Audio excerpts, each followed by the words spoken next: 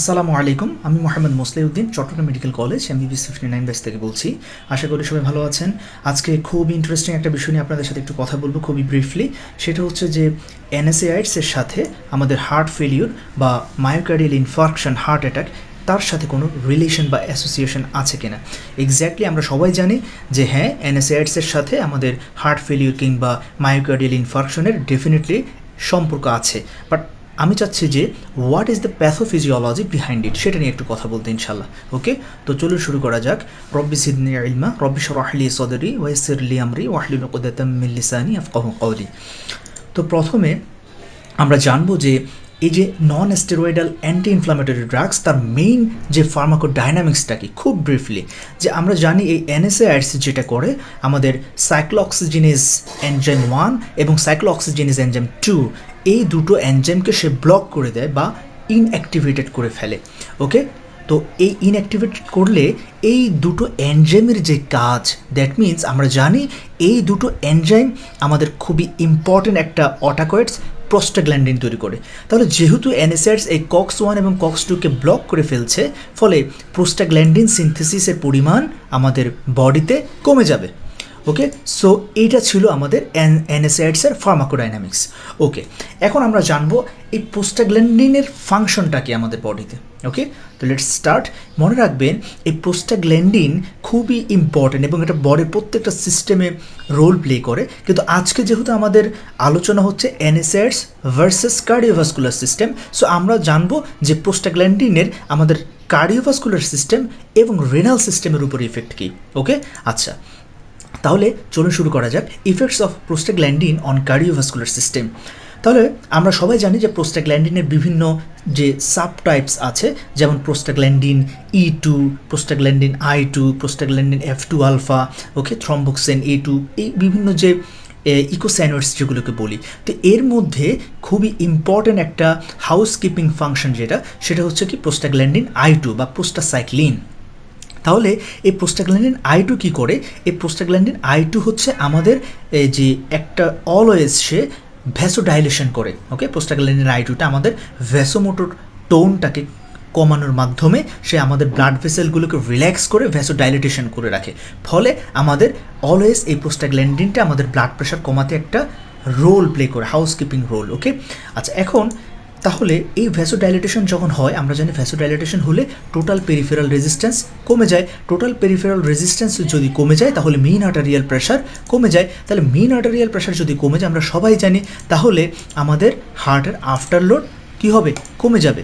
ওকে, আচ্ছা, তাহলে আমরা দেখলাম যে প্রোস্টাগ্ল্যান্ডিন I2 আমাদের হার্টের আফটার লোডটা কমিয়ে রাখে থ্রু ভ্যাসোডাইলেটেশন। ওকে, তাহলে এটা আমাদের জন্য ভালো। ফলে আমাদের হার্টকে বেশি এক্সারসাইজ করতে হচ্ছে না। ফলে যেহেতু আফটারলোড কমে যাচ্ছে, হার্টের ওয়ার্কলোড কমে যাচ্ছে, ফলে যেটা হবে হার্টের অক্সিজেন ডিমান্ড কমে যায়। তাহলে আমরা দেখলাম কীভাবে প্রোস্টাগ্ল্যান্ডিন আমাদের হার্টকে যে মায়োকার্ডিয়াল ইনফার্কশন থেকে রক্ষা করছে আল্লাহ তাআলার রহমতে। ওকে, আচ্ছা, এখন তাহলে আরেকটি ইম্পর্টেন্ট বিষয় যেটা আমরা ভুলে যাই, সেটা হচ্ছে যে প্রোস্টাগ্ল্যান্ডিন I2 যে জাস্ট ভ্যাসোডাইলেটেশন করে ওয়ার্কলোড কমে সেটা না। প্রোস্টাগ্ল্যান্ডিন I2 করোনারি আর্টারি, এটাও তো একটা ব্লাড ভেসেলস, তাহলে করোনারি আর্টারিকেও সে করোনারি ভ্যাসোডাইলেটেশন করে। ফলে প্রোস্টাগ্ল্যান্ডিন I2 হার্টেও ব্লাড সাপ্লাই বাড়ায়। এবং ভেরি ইম্পর্টেন্ট, এই করোনারি আর্টারিগুলোর উপরে, তারপরে সেরিব্রাল আর্টারির উপরে কিন্তু আপনার সিম্প্যাথেটিক নার্ভাস সিস্টেমের তেমন একটা রোল নেই। বরঞ্চ এই করোনারি আর্টারি, সেরিব্রাল আর্টারি, এগুলো ভ্যাসোডাইলেটেশন কী পরিমাণ হবে সেটা ডিপেন্ড করে ওই লোকাল যে অটাকয়েডসগুলো আছে, যেমন হচ্ছে আপনার ADP, তারপরে হচ্ছে আপনার যে H+, প্রোস্টাগ্ল্যান্ডিন, এগুলোর উপরে। ওকে, তাহলে আমরা জানলাম যে প্রোস্টাগ্ল্যান্ডিন I2 করোনারি ভ্যাসোডাইলেটেশন করে হার্টে ব্লাড সাপ্লাই বাড়ায়। ওকে, তাহলে একদিকে ওয়ার্কলোড কমিয়ে অক্সিজেন ডিমান্ড কমে, আবার ভ্যাসোডাইলেটেশন করে অক্সিজেন সাপ্লাই বাড়াচ্ছে। কে করছে এই কাজটা? এই মহান কাজটা করছে প্রোস্টাগ্ল্যান্ডিন I2 বা প্রোস্টাসাইক্লিন। আচ্ছা, এখন তাহলে আমরা দেখি যে এবার NSAIDs কী করবে। এই যে NSAIDs চলে আসলো, সব কিছু ধ্বংস করে একেবারে ছারখার করে দিবে সে। দেখুন, এই NSAIDs যখন আসবে, সে প্রোস্টাগ্ল্যান্ডিন সিনথেসিস কমাবে। তো প্রোস্টাগ্ল্যান্ডিন সিনথেসিস কমানো মানে প্রোস্টাগ্ল্যান্ডিন I2 কমে যাবে। প্রোস্টাগ্ল্যান্ডিন I2 যদি কমে যায়, ভ্যাসোডাইলেটেশন হবে না। ভ্যাসোডাইলেটেশন যদি না হয়, টোটাল পেরিফেরাল রেজিস্ট্যান্স বেড়ে যাবে। টোটাল পেরিফেরাল রেজিস্ট্যান্স বেড়ে গেলে মিন আর্টারিয়াল প্রেশার বেড়ে যাবে। মিন আর্টারিয়াল প্রেশার বেড়ে গেলে আফটারলোড বেড়ে যাবে। আফটারলোড বাড়লে ওয়ার্কলোড বেড়ে যাবে। ওয়ার্কলোড বাড়লে হার্টের অক্সিজেন ডিমান্ড বেড়ে যাবে। আচ্ছা, অন্যদিকে যেহেতু প্রোস্টাগ্ল্যান্ডিন I2 কমে যাচ্ছে, তাহলে করোনারি ভ্যাসোডাইলেটেশন আর হবে না, হবে করোনারি ভ্যাসোকনস্ট্রিকশন, ফলে হার্টে অক্সিজেন সাপ্লাই কমে যাবে, ফলে দেখা দিবে করোনারি ইস্কেমিয়া, ফলে টেন্ডেন্সি থাকবে মায়োকার্ডিয়াল ইনফার্কশন ডেভেলপ করার। এবং আমাদের যে সিলেক্টিভ NSAIDs আছে, এই সিলেক্টিভ NSAIDsগুলো কিন্তু অ্যাকিউট MI পর্যন্ত করতে পারে, এরকমও রিসার্চ আছে। আমার কাছে NCBR রিসার্চ জার্নালটা আছে, আমি ইনশাল্লাহ ডেসক্রিপশন বক্সে অ্যাড করে দিব ইনশাল্লাহ। তো এখন আরেকটা ইম্পর্টেন্ট যেটা আমি বললাম, দেখেন প্রোস্টাগ্ল্যান্ডিন I2 খুব ইম্পর্টেন্ট একটা রোল প্লে করে, আমরা সবাই জানি। এই যে আমরা জানি লো ডোজ অ্যাসপিরিন, যেটা কিনা আমরা অ্যাথ্রোমেটাস প্ল্যাক ফর্মেশন প্রিভেন্ট করার জন্য ইউজ করি। তাহলে প্রোস্টাগ্ল্যান্ডিন I2 আপনার যে করোনারি আর্টারি সেখানের ভেতরে প্লেটলেট প্ল্যাক ফর্মেশন হতে বাধা দেয়। দ্যাট মিনস প্রোস্টাগ্ল্যান্ডিন I2 কিন্তু করোনারি আর্টারিতে প্ল্যাক ফর্মেশনকে বাধা দেয়, ফলে একটা ভালো একটা ব্লাড ফ্লো হার্টে হতে পারছে। এখন এর কারণে করোনারি আর্টারি ব্লকেজটা তাহলে প্রিভেন্ট হচ্ছে প্রোস্টাগ্ল্যান্ডিন I2 এর কারণে। কিন্তু যেহেতু এখন NSAIDs এই প্রোস্টাগ্ল্যান্ডিন I2 কমিয়ে দিচ্ছে, ফলে এই যে প্রোস্টাগ্ল্যান্ডিন I2 এর একটা ভালো ইফেক্ট ব্লক প্রিভেন্ট করছে সেটা আর থাকবে না, ফলে এখন করোনারি আর্টারিতে ব্লকেজ দেখা দিবে। দেখেন red mark, coronary artery blockage, ফলে একদিকে করোনারি ভ্যাসোকনস্ট্রিকশন হচ্ছে, আবার করোনারি আর্টারিতে ব্লকেজ হচ্ছে, ফলে overall blood flow towards the heart will be decreased. Okay, আবার অন্যদিকে ওয়ার্কলোড বেড়ে যাচ্ছে, এই যে অন্যদিকে আবার ওয়ার্কলোড বেড়ে যাচ্ছে। ওকে, তাহলে আমরা দেখলাম কীভাবে NSAIDs আমাদের হার্টকে তার অক্সিজেন ডিমান্ড বাড়িয়ে দিচ্ছে এবং অক্সিজেন সাপ্লাই কমিয়ে দিচ্ছে। এটা কিন্তু ইম্পর্টেন্ট। তাহলে NSAIDs আমাদের হার্ট ফেলিওর করে শুধু যে কিডনির মাধ্যমে ফ্লুইড ভলিউম বাড়ায় সেটা তো করে, তার সাথে এই যে এই স্লাইডের যে পোর্শনগুলো বললাম সেটা একটা ইম্পর্টেন্ট রোল প্লে করছে। ওকে, তাহলে এই ছিল আমাদের NSAIDs কীভাবে আমাদের হার্ট ফেলিওর করে থ্রু মায়োকার্ডিয়াল ইস্কেমিয়া। ওকে, এটা এখন আমরা জানবো যে effects of prostaglandin on renal system. খুব ইন্টারেস্টিং এটা, আলহামদুলিল্লাহ আমরা সবাই জানি। আমি একটু ব্রিফলি বলার চেষ্টা করি। এটা হচ্ছে আমাদের দুটো কিডনি। এখন আমরা সবাই জানি যে প্রোস্টাগ্ল্যান্ডিন I2, একটু আগে বললাম যে হাউস কিপিং ফাংশন সে করে। এই প্রোস্টাগ্ল্যান্ডিন I2 আমাদের এই যে রেনাল আর্টারি, দেখেন এটা কিন্তু এফারেন্ট আর্টারিওল না, এটা হচ্ছে renal artery, the lateral branch of abdominal aorta. Okay, তাহলে প্রোস্টাগ্ল্যান্ডিন I2 সব ব্লাড ভেসেলসকে ভ্যাসোডাইলেটেশন করে, একটু আগে বললাম।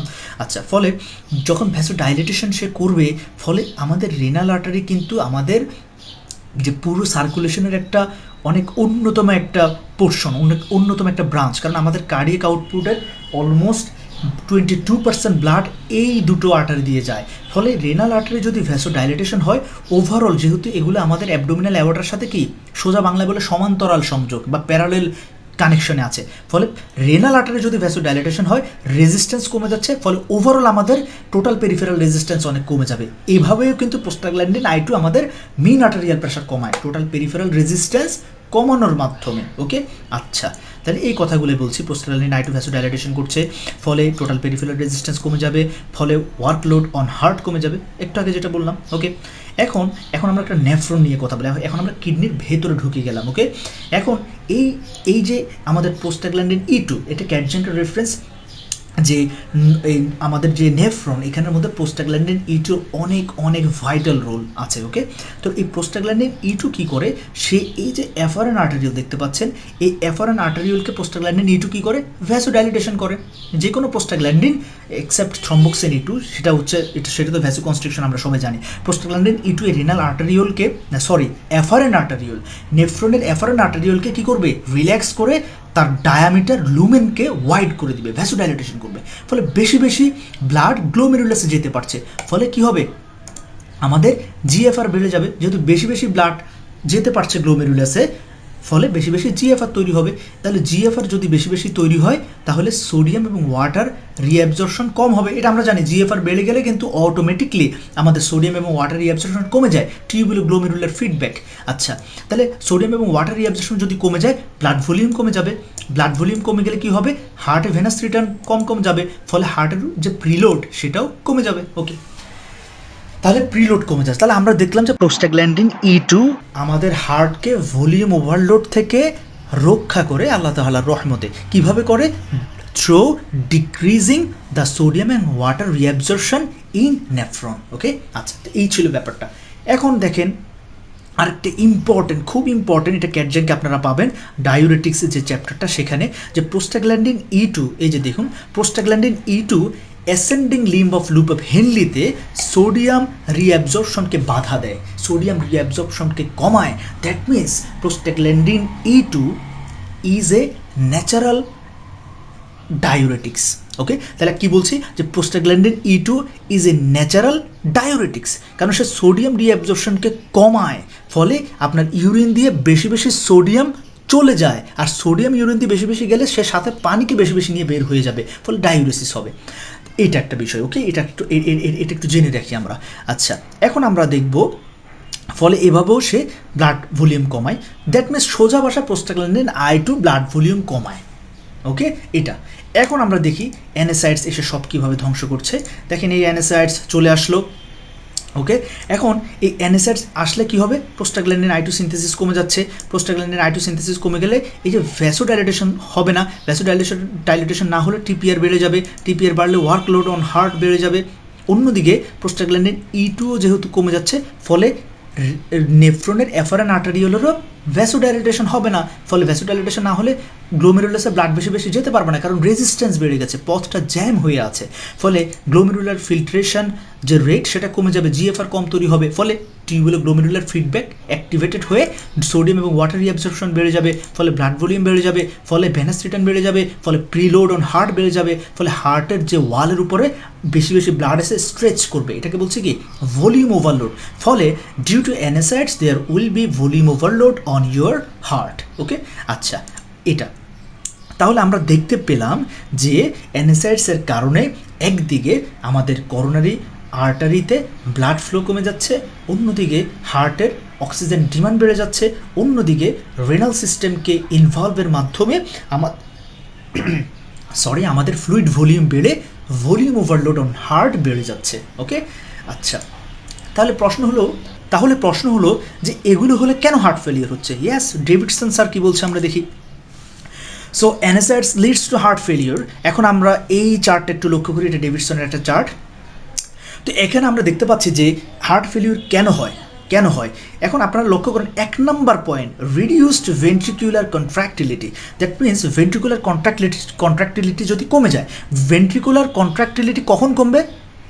তার খাবার কমে গেলে, তার অক্সিজেন সাপ্লাই কমে গেলে। ইয়েস, এখন আমরা দেখলাম যে আমাদের NSAIDs কিন্তু হার্টের করোনারি আর্টারিকে ন্যারো করে দেয়, ব্লক তৈরি করে করোনারি আর্টারিতে ব্লাড ফ্লো কমিয়ে দিয়ে অক্সিজেন সাপ্লাই কমিয়ে দেয়, ফলে কিন্তু ভেন্ট্রিকল আর পর্যাপ্ত অক্সিজেন পায় না, ফলে ভেন্ট্রিকুলার কন্ট্রাক্টিলিটিটা কমে যায়। তাহলে এই একটা কারণে NSAIDs হার্ট ফেলিয়ার করছে। 2 নম্বর যে পয়েন্ট সেটা হচ্ছে ভেন্ট্রিকুলার আউটফ্লো অবস্ট্রাকশন। আমি বললাম যে NSAIDs আমাদের টোটাল পেরিফেরাল রেজিস্ট্যান্স বাড়িয়ে দেয় ভ্যাসোকনস্ট্রিকশন করে, ফলে ভেন্ট্রিকুলার আউটফ্লো অবস্ট্রাকশন হচ্ছে, কারণ আফটারলোড বেড়ে যাচ্ছে মানে ভেন্ট্রিকল থেকে ব্লাড সহজে আর্টারিতে যেতে পারছে না, বেশি রেজিস্ট্যান্স। ওকে, আর 3 নম্বর পয়েন্ট যেটা হলো ভেন্ট্রিকুলার ভলিউম ওভারলোড, যেটা একটু আগে বললাম কিডনির মাধ্যমে সোডিয়াম ওয়াটার রিঅ্যাবজর্পশন করে। তাহলে এই 3টা কারণে অ্যাকর্ডিং টু ডেভিডসন আমরা বলতে পারি NSAIDs leads to heart failure. আশা করি আপনার উত্তরটা পেয়েছেন। সবাইকে ধন্যবাদ, আমার জোরে দোয়া রাখবেন। সামনে আমাদের পরীক্ষা, যাতে আল্লাহ তাআলা একবারে পাশ করিয়ে দেন ইনশাআল্লাহ। সবাই ভালো থাকবেন, সুস্থ থাকবেন। আল্লাহ হাফেজ, আসসালামু আলাইকুম ওয়া রাহমাতুল্লাহ। আমাকে আপনারা ফলো করতে পারেন আমার টেলিগ্রাম, FB এবং ইউটিউব, এই 3টাতে আমার একই নাম, মোহাম্মদ মুসলিউদ্দিন নামে। আল্লাহ হাফেজ।